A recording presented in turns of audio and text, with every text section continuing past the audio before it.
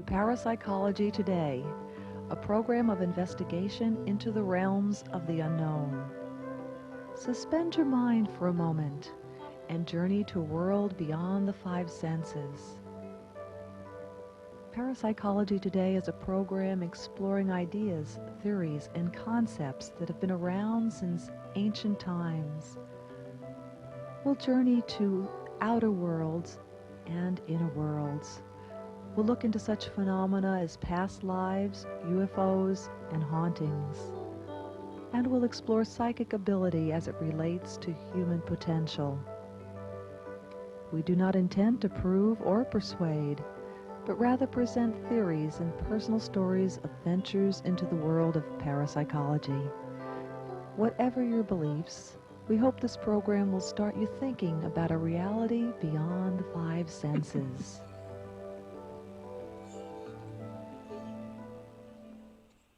Hi, welcome to another edition of Parapsychology Today. I'm your host, Pauline Nortness. We have a very fascinating topic today. It's called Manifesting Miracles. Now, who doesn't want to do that? My guest today is Jan Engles-Smith, and she's going to be joined by Cynthia Sue Larson. So, Jan, since this is about the topic you've done, please tell us a little bit about your background before we get started. Sure. I started my career as a science teacher in biology and chemistry, and then I went into psychotherapy. And from psychotherapy, I had a vision, an apparition, and that changed my life completely, where I had a Native woman approach me and said, "You're to learn these ways." And that was the ways of the shaman, which I did, and doing soul retrieval work. I took a couple of years to figure out what all that was. I didn't even know what the word meant. And a move across the country. And I started my practice and did over 3,500 soul retrievals in that time of about 30 years. I retired in 2021, and now I started the Manifesting Miracles gatherings. Mm-hmm. Which is interesting. We'll talk about that soon. But another gal is joining us, Cynthia Sue Larson. And this is your topic, but Cynthia's got a lot to add to it. Cynthia, give us your background, please. Yes, well, I've recently been writing books on the topics of mind-matter interaction, such as quantum jumps, reality shifts, the Mandela effect, and its society, and books like that. So basically, the reason I'm doing that is because I've had a number of spiritual experiences all through my life. And I'm not going to go into all of that right now, but I have a deep passion for helping humanity understand that we are all capable of exerting influence on the material world, much more than we've been taught. So I'm here to support Jan and what you guys are doing on the show. Well, Jan, manifesting miracles. First off, let's define the word miracle. Miracle is something that happens where you don't think it possibly can, or is something that you definitely want to happen and unsure if it can happen. And so when it does happen, it feels miraculous, like something absolutely changed. And I think that definition would be different for everyone. But the way that we started off with is, what do you really want to manifest in your life? And it can be as miraculous as you want it to be, as out there, if you want to call it, like really reaching for the stars, so to speak. Our show's out there, so out there is a good word. Good. Yes, I like out there. What prompted you? What prompted you to start doing this? I mean, you were busy doing your other work and you retired, and then you started something else again. Were you bored? Yes, that's exactly right. And my husband had passed away of 35 years. Sorry.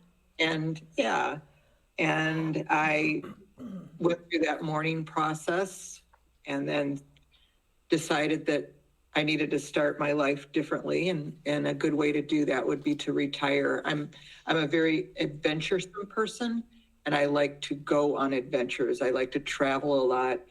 My business was so big and the school was so thriving that I could tell you what I was going to do 2 years from then at 12 o'clock in the afternoon. I was very booked in, and I didn't want to live my life that way. I wanted to move into a different part of my expression through mostly adventure. And so I travel a lot. I've always traveled around the world, but now I was traveling for pleasure instead of cultural reasons. That's great. Now, you call this a gathering, not a class. How come you're calling this a gathering? Because it's free and I don't expect to teach. It's really based on, I'm not coming in with a lesson plan and a curriculum like I used to with my shamanic teachings. This is based on your questions, your needs. What is happening for you, and how can we look at this from a different perspective, a shamanic perspective?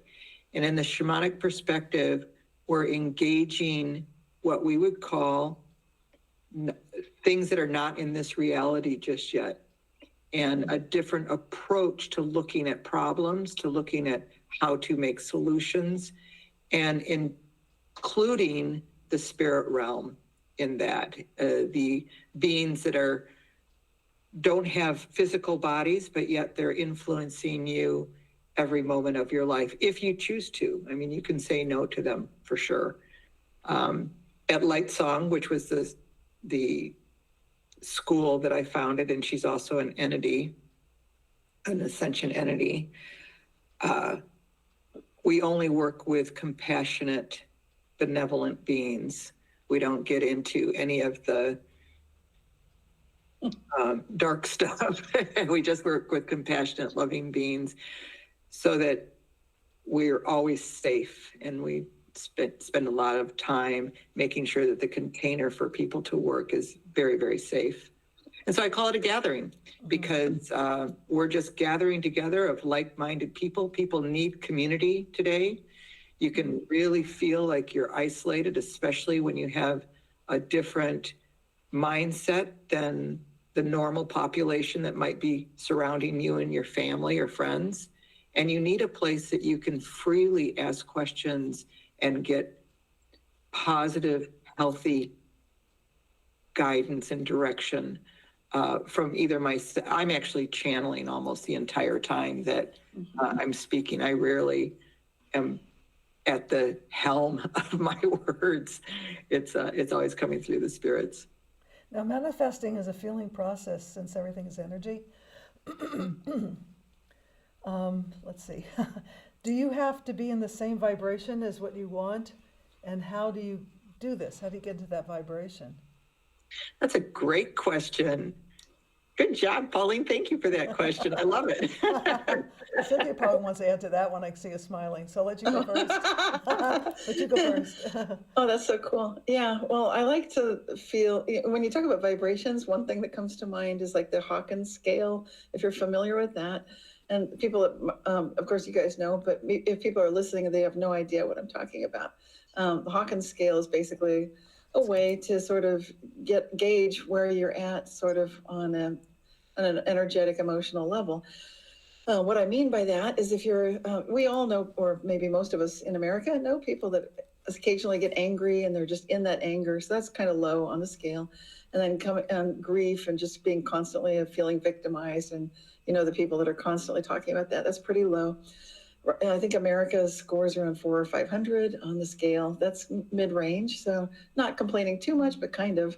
And then as you go up higher and higher, I love it around the 6, 7, 8, 900s. That's my I love it. Mm-hmm. So when I notice I'm up there in the reverence, in the gratitude, in the how good can it get area, that is my experience of where things open wide open, and I see stuff like, seriously, this is amazing. Mm-hmm. And so it just.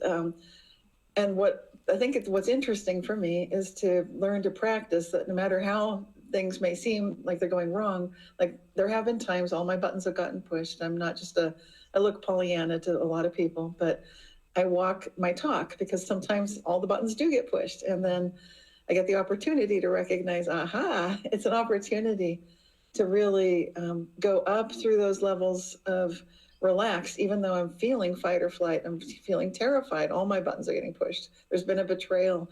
My home is threatened. My money is threatened. I'm in court. It involves taxes. It's like, then it's like, oh, is this a joke? This is funny. So but it doesn't feel funny. And every day I need to remind myself, just like, let's just go back up into that bliss. And I'd ask myself, if I'm in the thick of one of these, every button getting pushed, I just ask, what best can I be doing today? Is this the day that I need to hire the attorney? And my guide's like, nah. I'm like, really? We're going to skip that again today? Okay. Well, I guess I'll just keep going up, up, up, up. And yeah, then miracles do occur. And they consistently, that does happen. I do witness it. I do work with clients that way too. So I see it for myself, for others. It really does work. That's not to say it's easy. It's simple, yes. Easy, maybe not. Now, I did participate in some of your classes or your gatherings, Jan. So I want to ask you, let's talk about, because in it I wrote down, talk about your belief system and how it's stored in your chakras, because you mentioned that, how your belief system's stored in your chakras. Can you address that? Absolutely. I believe that that is where your belief systems are stored, mostly from the throat down, not so much in the head.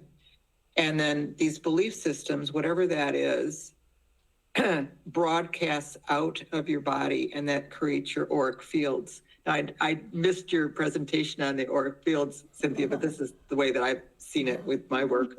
It broadcasts out into your auric fields, and then those auric fields, it's like you're a cell tower, and you're broadcasting these fields, and then you attract to you then a frequency of similar vibration.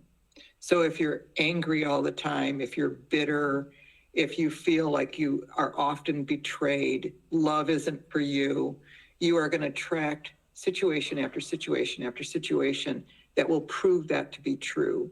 Everybody can prove their belief systems to be true because that's how it works. Everybody's belief system is true.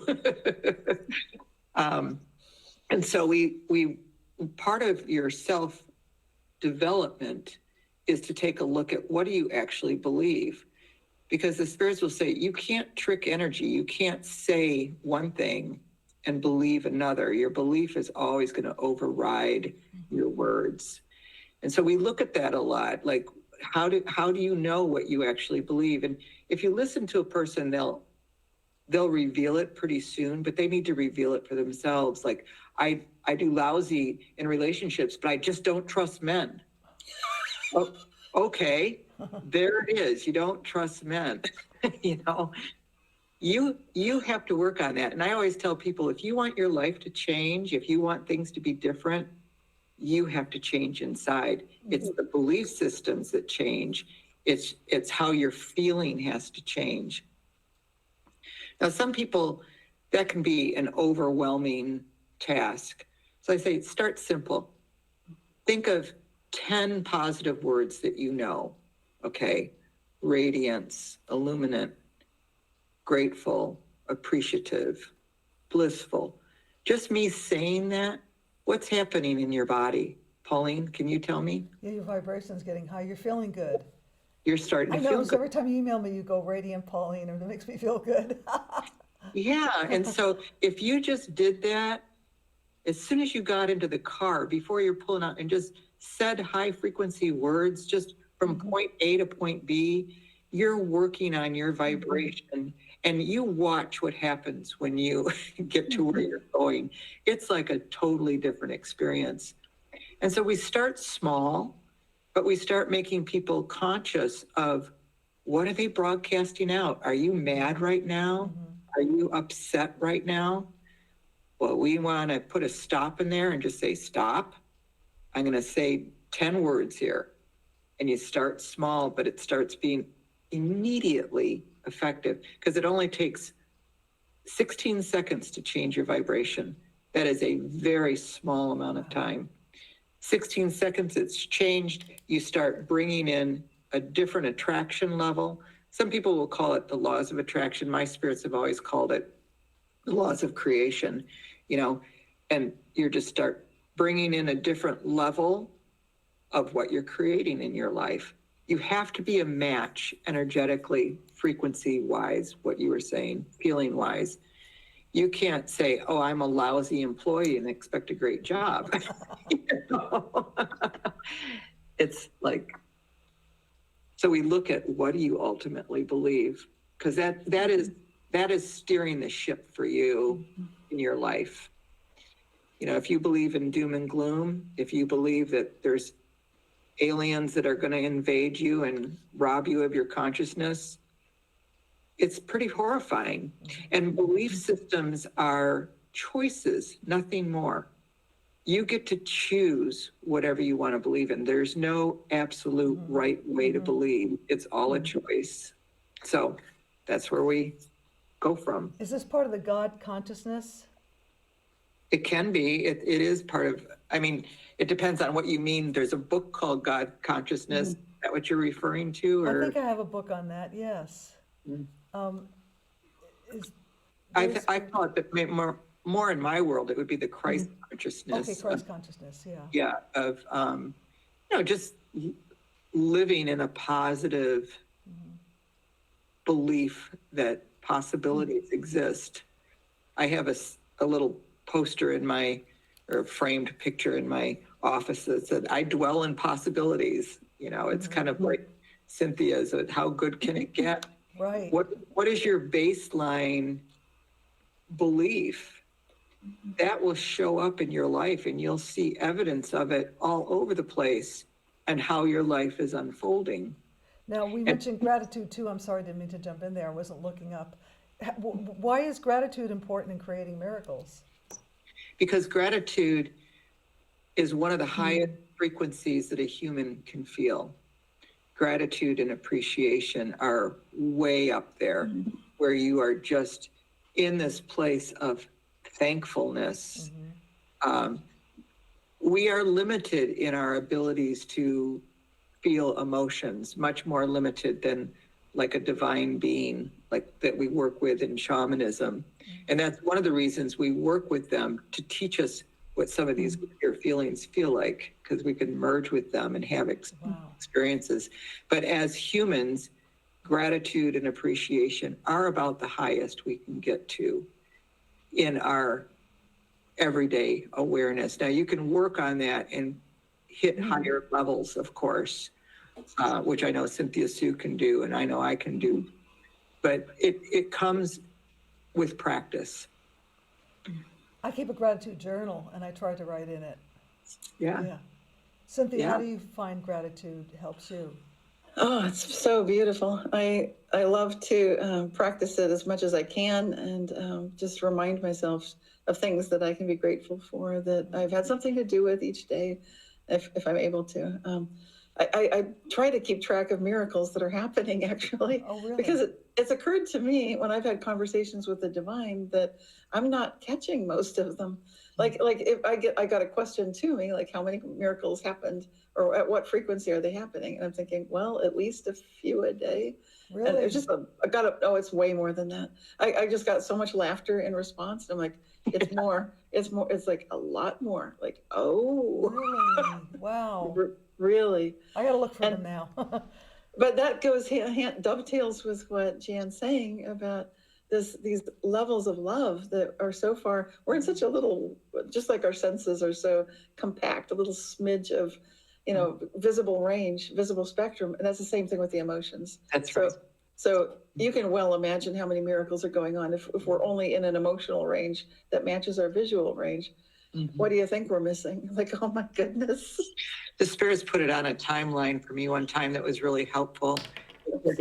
If good and bad on a timeline amounted to 24 hours in a day, that we're concentrating on the bad, but really 23 hours and 10 minutes is good. Wow.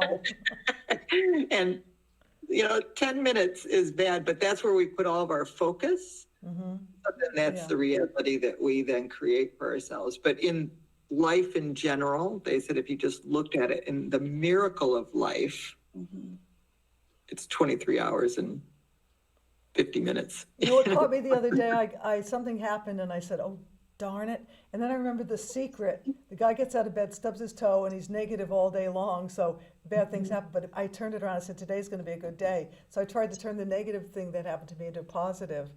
So, and you made a declaration. I mean, that declaration popped you into a new reality. So does it help too to be around like-minded people? Absolutely. You're influenced by people all the time. And that's why I started this group, because people need each other. And the school was such a huge community-based function that when I retired and everything closed down, people were floundering, and I was floundering. I didn't realize how much I needed those conversations. My new relationship, he's a medical doctor, and so that really was a new conversation.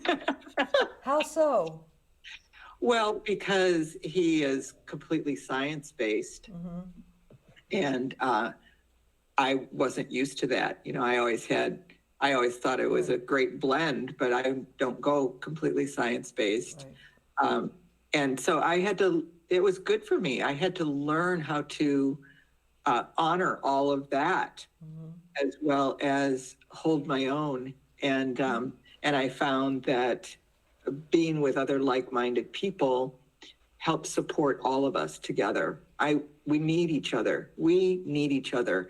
And our phones and our computers and the way that we work now is too isolating. And it's creating great loneliness in people because they're not really connecting heart to heart, you know. I'm following you because I'm feeling that. I'm a people person. I love to be around people.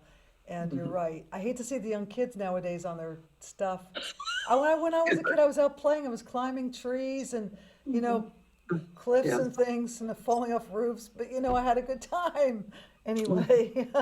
So it does help to be around like-minded people. Now, Jan, you mentioned your school. So tell us a little about Light Song School. You started that, didn't you? I did. And it, you know, like I said, I retired. So the school in its normal operation is not functioning anymore. But I still run 3 classes out of that because, again, they're foundational classes that I think are very, very important for people to know how to do. And the first one is how to journey. How do you connect with your spiritual allies and connect with them? Journeying is a very foundational, old, traditional way of doing it. There's lots of ways of doing it, but journeying is the way that I do it. And I think that if people learned how to do that, especially at a younger age, the guidance that they would have throughout their life would redirect them in ways that they can't even imagine at this point. So I teach that class once a year. And then I have 2 other ones called Recreate Yourself, which again is based on all of the things that we're talking about with how do you recreate and change your belief systems, change the way that you view the world, and get more of the frequency, become more of the frequency that you need to be in order to really manifest the things that you want in life. Don't you have a book called Recreate Yourself? Those are pre-recorded, on-demand things. My book is called Becoming Yourself. Oh, that was it. Becoming Yourself, yes. Because I'm on both your emails, so I get that information. We already talk about right brain versus the left brain and why it's important to stay in your right brain as much as possible. Right. The right brain has taken a back seat in our culture and now, unfortunately, around the world as people have become more westernized. But the right brain is where all the magic is. It's where the spirits reside. It's where the multiple realities reside. And also there's no ego in the right brain. And there's only presence. There's no past and there's no future. So most of us are going to determine what we're doing because we have had a past event. That's that ego intercepting in and saying, well, this happened before, so this is going to be what's going to happen now. That doesn't take place in the right brain. So we do what I call giving the right brain more airtime. You have to spend more time over there to learn what it feels like to be in the right brain.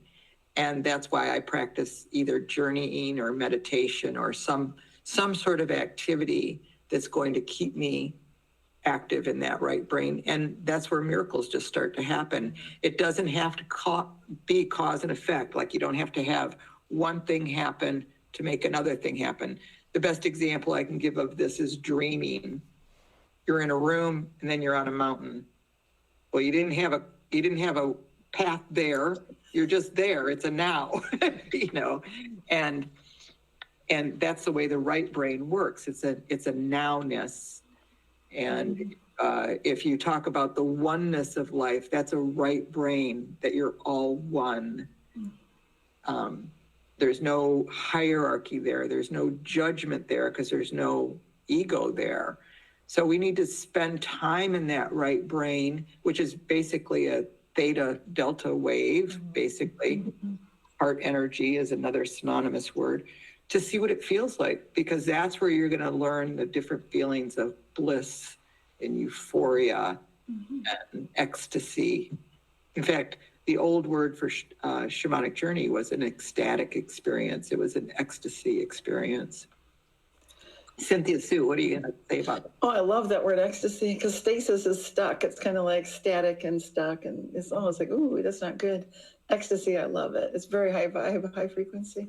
Right. Yeah, I love what you're talking about. And it's so important for people now, especially in this culture where I think people are feeling like we've hit a dead end. Everything has to end, but what are we going to go to next? And so I think what you're really showing is the way forward.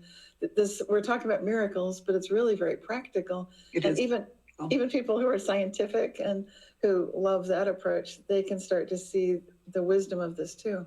And they can see it through mathematics if they're into that, like something, the idea of a Markov chain, for example. I was just looking at that today.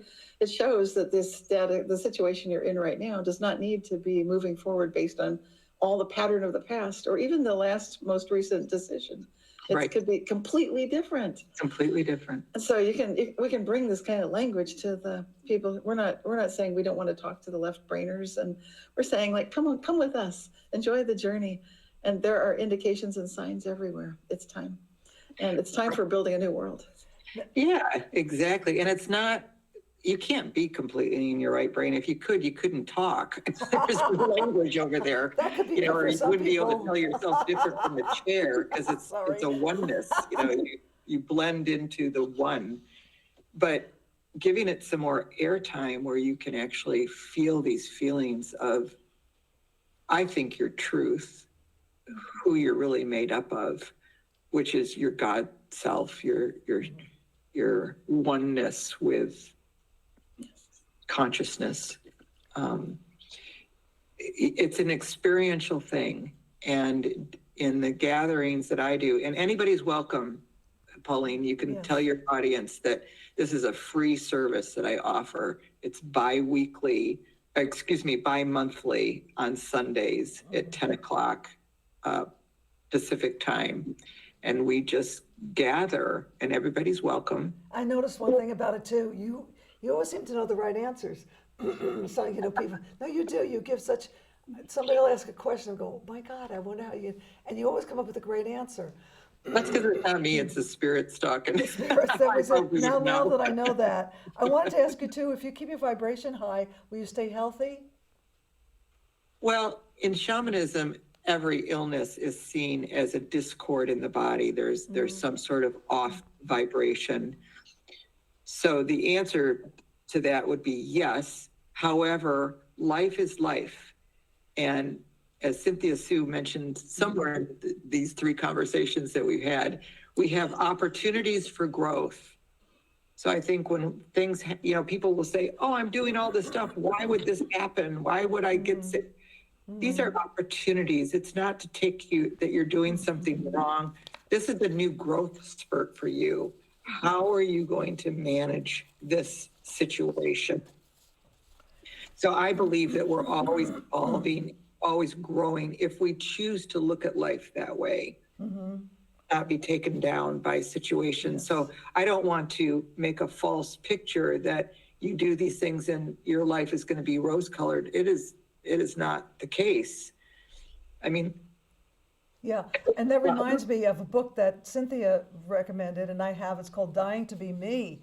This woman had a terrible disease, and she died. Well, there was a good reason she had it, because she died and came back and brought beautiful information back with her. Yeah, so she went through a negative thing, but turned into real positive. I love that Yeah. book, Dying to Be Me. I read it. Yeah, it's a great book. Now, last question I have here, is meditation important to help you manifest, and how?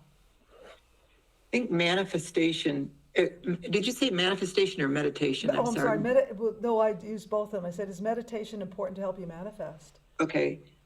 Meditation to me, and I've been an active meditator since I was a teenager, it helps you learn how to control your mind.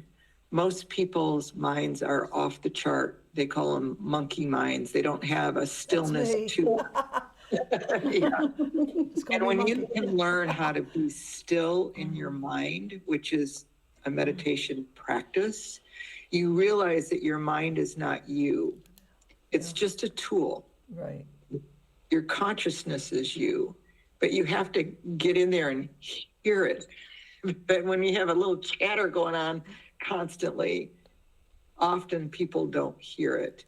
So to me, I love meditation, but I love journeying more, because journeying is more interactive with my allies, and I love that too. So, but it's just different styles. I know Cynthia Sue has a completely different meditation style, which is great. You find the one that works for you and you develop it.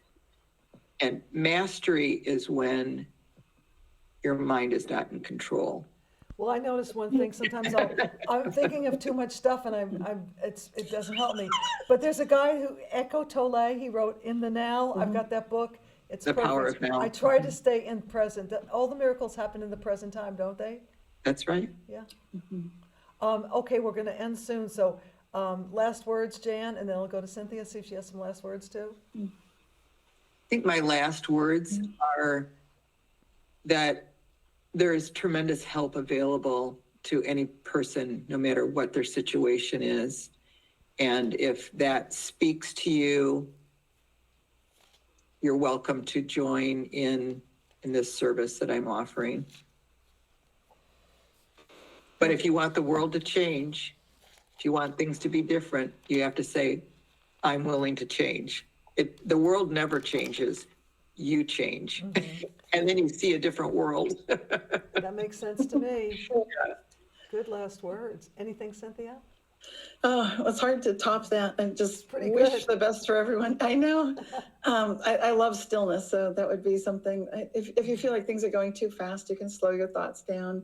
Even if you just take a few moments and just slow it down to a complete stop, you get into that total present moment, which is the absolute. And I love that. So for me, that's very high vibe. And if I hang out in like 20 minutes, then wow, that's amazing.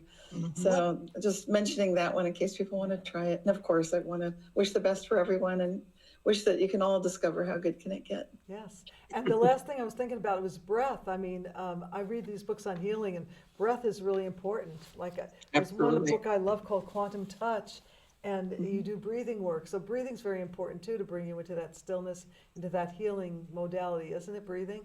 Absolutely. Yeah. Yeah, breath, movement, and imagination together. That's energy Oh, I work. like that. Breath, movement, imagination. It's the definition of Qigong. It's energy work, breath, the breathing, the movement, like hand motions, and imagination. Great. That's a good way to end. Thank you, That's ladies. beautiful. Thank you so much. So nice talking with you both. Thank you, Pauline, for doing this. Oh, thank you. I hope this helps people. I really do. Love you so much. Oh, I love you both too. You're wonderful human beings. No, you're wonderful. No, wait, you're wonderful angels. That's what you are. You're angels. Bye-bye. Bye-bye. Wow. Thank you, folks, for watching another edition of Parapsychology Today, and we'd like your feedback. I've had some interesting people with lots of great topics, and I hope you've enjoyed them. And if you have any suggestions or you'd like to even be on the show yourself, please email us at parapsychologytoday24@gmail.com. Okay, we'll run that again on the credits. Thanks again for watching. Bye-bye now.